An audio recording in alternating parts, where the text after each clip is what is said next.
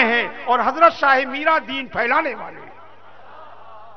تو پتا چلا کہ جسے دین چاہیے انہیں یہ تین ذاتیں چاہیے, اسے یہ تین شخصیتیں چاہیے. بغیر ان تینوں کے دین گجرات نہیں آ سکتا. ایک دین لانے والا چاہیے, ایک دین بچانے والا چاہیے, اور ایک دین پھیلانے والا چاہیے. اور ہم اہل سنت والجماعت انہی تین واسطوں سے دین ہم کو ملا ہے. لانے والے کی میلاد مناتے ہیں, بچانے والے کا ذکر کرتے ہیں, اور پھیلانے والے کا عرس مناتے ہیں.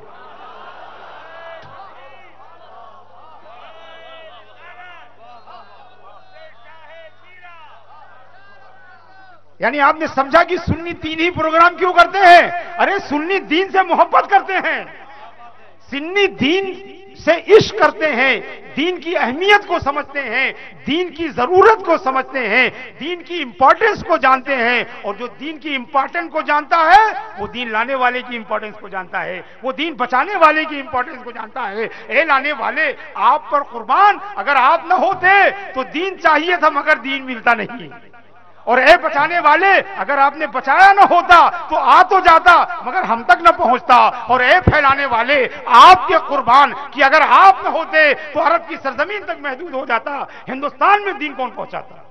تو عزیزان گرامی, پتا چلا کہ جو ہم میلاد کرتے ہیں دین کی محبت کے لیے کرتے ہیں, اگر ذکر حسین کرتے ہیں تو دین کی محبت کے لیے کرتے ہیں, اگر بزرگوں کو عرس کرتے ہیں تو دین کی محبت کے لیے کرتے ہیں.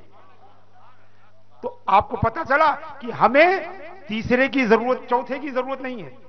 ایک لانے والے کی ضرورت, ایک بچانے والے کی ضرورت, اور ایک پھیلانے والے کی ضرورت. جب ہمیں چوتھے کی ضرورت نہیں ہے تو چوتھے پروگرام کی بھی ضرورت نہیں ہے. ارے دین مل گیا, اب دین ملنے کے بعد کیا ملنا ہے؟ کچھ بھی نہیں ملنا ہے, کسی چیز کا انتظار نہیں ہے. تین واسطوں سے دین ملا ہے تو انہی تین واسطوں کا ذکر کرتے ہیں. حل جزاء الاحسان الا الاحسان. اگر دنیا کی کوئی نعمت کسی سے ملتی ہے تو اس کا شکریہ ادا کرتے ہیں. اگر دین کی نعمت جن کے ذریعے ملی ہو, دین کی نعمت جس کے ذریعے ملی ہو, اس کا کتنا بڑا احسان ہمارے اوپر ہے.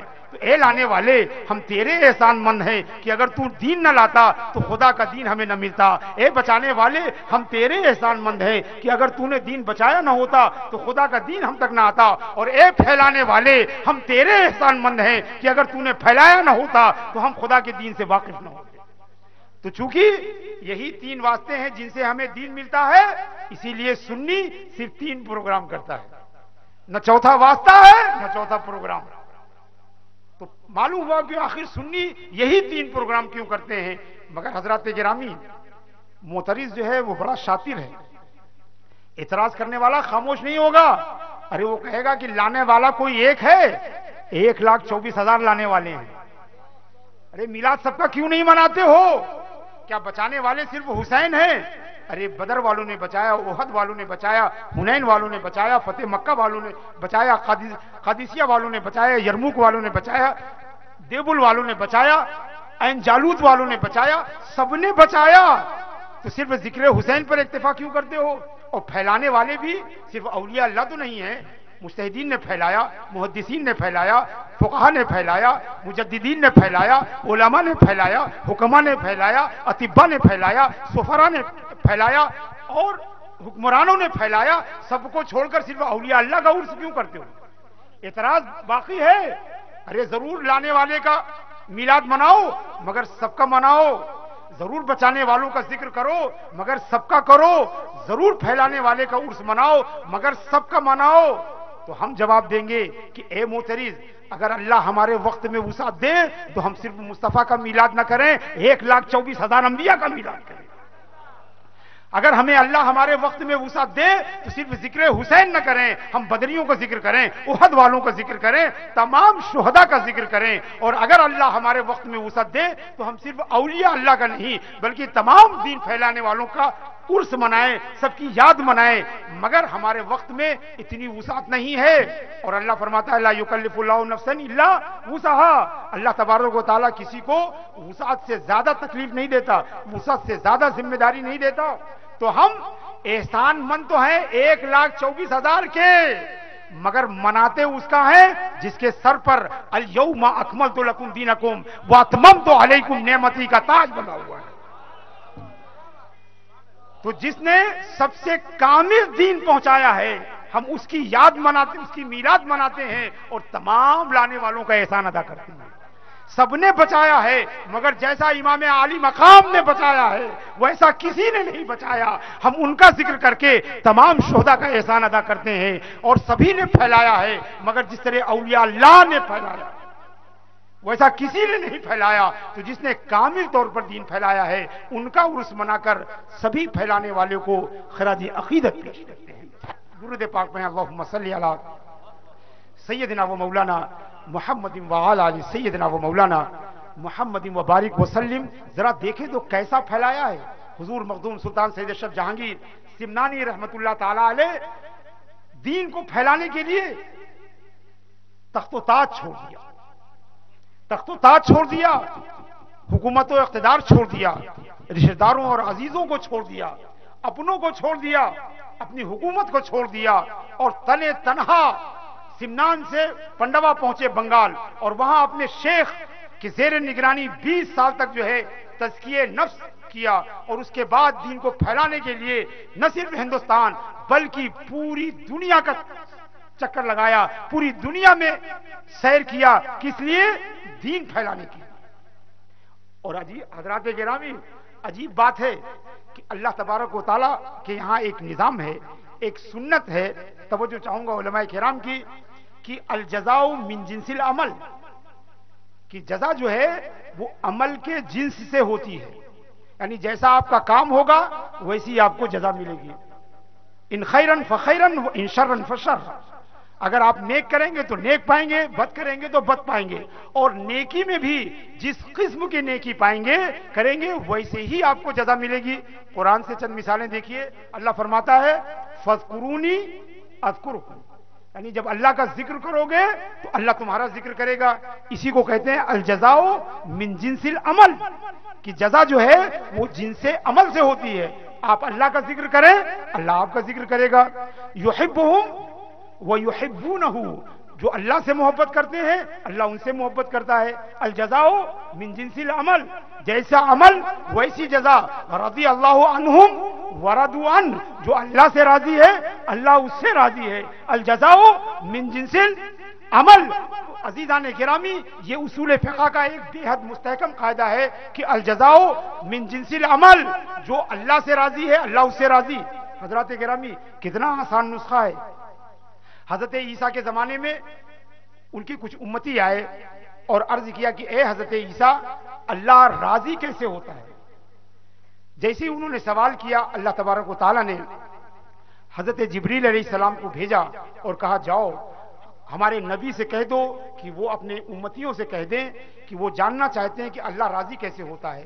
تو اللہ راضی بڑی آسانی سے راضی ہوتا ہے، ان سے جا کے کہو کہ وہ اللہ سے راضی ہو جائیں اللہ ان سے راضی ہو جائے۔ عزیزان گرامی،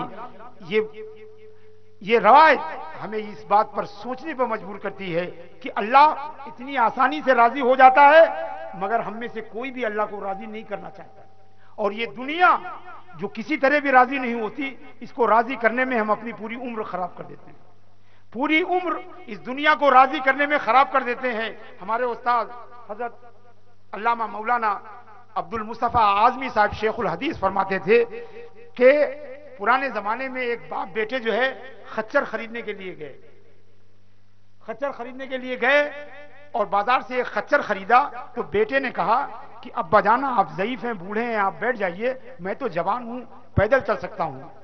باپ کو بیٹھالا اور خچر کی لگام پکڑی اور چل پڑا۔ جب پہلا گاؤں آیا اور اس میں باپ بیٹے داخل ہوئے تو گاؤں والوں نے کہا کہ دیکھو یہ آدمی کتنا ظالم ہے کہ اپنے چھوٹے سے بیٹے کو پیدل چلا رہا ہے اور خود خچر پہ بیٹھا ہوا ہے۔ جب باپ بیٹے نے یہ سنا تو کہا بھائی دنیا اس سے راضی نہیں ہے، چلیے پوزیشن بدل لیا جائے، پوزیشن بدل لیا جائے۔ باپ اتر گیا، بیٹا بیٹھ گیا۔ اگلے گاؤں میں پہنچے تو گاؤں والوں نے دیکھا، کہا دیکھو بیٹا کتنا ناخلف ہے کہ بوڑھے باپ کو پیدل چلا رہا ہے اور خود خچر پہ بیٹھا۔ تو پھر گاؤں کے باہر نکل کے باپ بیٹے بات کرنے لگے، کہا بھائی دنیا اس سے بھی راضی نہیں ہے، اب کیا کیا جائے؟ تو انہوں نے کہا ایسا ہے کہ ہم دونوں پیدل چلتے ہیں تو کوئی کچھ نہیں کہہ پائے گا۔ تو دونوں باپ بیٹے پیدل ہو گئے، اگلے گاؤں میں داخل ہوئے تو گاؤں والوں نے دیکھا، کہا دیکھو کہ یہ ایک نہیں بلکہ تین خچر جا رہے ہیں۔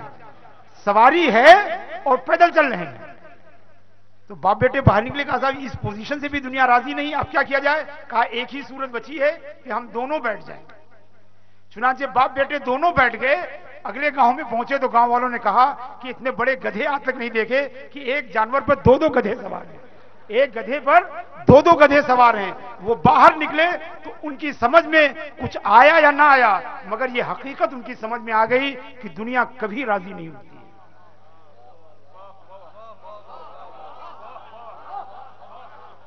दुनिया किसी सूरत में राजी नहीं होती जिसको राजी करने के लिए हम अपने रब को नाराज करते हैं।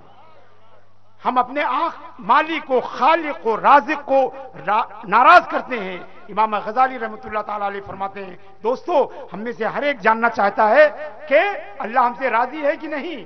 अगर वो जानना चाहता है तो वो अपने कल्ब की तरफ देखे कि वो अल्लाह से राजी है कि नहीं। अगर आप अल्लाह से राजी हैं तो इसका मतलब है अल्लाह आपसे राजी है। अगर आप अल्लाह से राजी नहीं है तो इसका मतलब यह है कि अल्लाह भी आपसे राजी नहीं है, आपको रज़ा इलाही हासिल नहीं है। इसीलिए इमाम गज़ाली फरमाते हैं इह्या उलूमुद्दीन में कि मन अरादा, तवज्जो चाहूंगा, इमाम गज़ाली फरमाते हैं कि मन अरादा अन यारिफा मा लहू इंदल्लाह फलयंजुर मा इंदहू लिल्लाह। जो जानना चाहता है कि अल्लाह के पास उसके लिए क्या है तो वो देखे कि उसके पास अल्लाह के लिए क्या है। अगर वो अल्लाह से राजी है तो अल्लाह भी उससे राजी है। अगर वो अल्लाह से मोहब्बत करने वाला है तो अल्लाह भी उससे मोहब्बत करने वाला है। अल जज़ाओ मिन जिनसिल अमल। अब आइए आगे बढ़िए। हजरत मखदूम सुल्तान सैयद अशरफ जहांगीर सिमनानी रहमतुल्लाह ताला अलैह ने अल्लाह ताला के लिए, उसकी रजा के लिए, उसकी दीन की दावत के लिए, नशो इशात के लिए आपने तख्तो ताज को छोड़ा और अल्लाह तबारक व तआला ने उन्हें क़यामत तक की सुल्तानी अता कर दी। अल जज़ाओ मिन जिनसिल अमल। और ऐसी सुल्तानी दी जो क़यामत तक जारी रहेगी। मैं आपको नुक्ते की बात बताऊं, मलिक मोहम्मद जायसी रहमतुल्लाह ताला अलैह जो हमारे सिलसिले के एक कदीम बुजुर्ग थे, जिन्होंने हिंदी की पहली किताब पद्मावत को लिखा है, फरमाते हैं कि दो कस बसबबे तरके सल्तनत बरजमी औलिया अल्लाह फजीलतदार, कि दो बुजुर्गों में दो बुजुर्ग ऐसे हैं जो तरके सल्तनत के सबब तमाम औलिया अल्लाह पर फजीलत रखते हैं। यके सुल्तान इब्राहिम आदम रजी अल्लाह ताला अन्हु, दोम सुल्तान सैयद अशरफ जहांगीर सिमनानी रजी अल्लाह। और यही दो बुजुर्ग हैं जिन्होंने खुदा के लिए सल्तनत को छोड़ा तो खुदा ने हमेशा के लिए उन्हें सुल्तान बना दिया।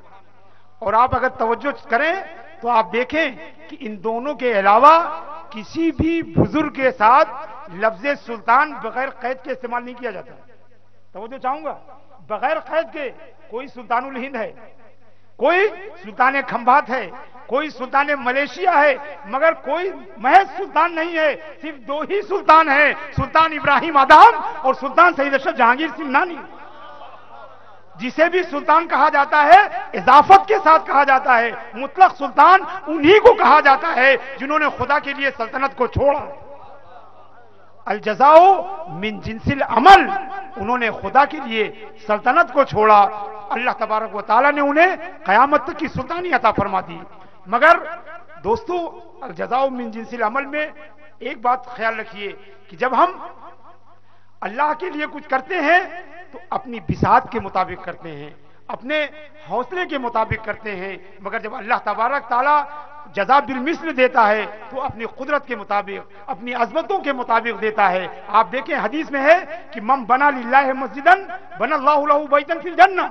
जो अल्लाह के लिए दुनिया में घर बनाता है, अल्लाह उसके लिए आखिरत में घर बनाता है। तो घर तो दोनों हैं, मगर क्या दोनों घर बराबर हैं? अरे हमारा घर, हम खुदा का घर बनाते हैं, मस्जिद बनाते हैं, सीमेंट से बनाते हैं, पत्थर से बनाते हैं, चूने से बनाते हैं, मगर अल्लाह ताला जन्नत में जो घर बनाता है